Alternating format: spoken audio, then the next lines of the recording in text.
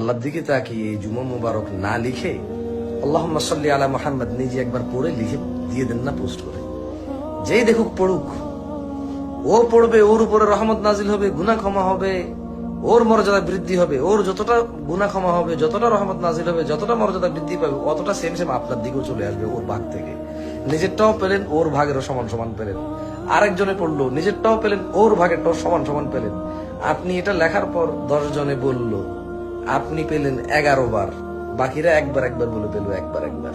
আপনি একবার প্রচার করে পেলেন 11 বার। 100 জনে দেখলে আপনি পেলেন 101 বার। 1000 মানুষে দেখলে আপনি পেলেন 1001 বার। 1 লক্ষ মানুষে জানলে আপনি পেলেন 1,00,001 বার। 1 কোটি মানুষ জানলে আপনি পেলেন 1,00,00,001 বার।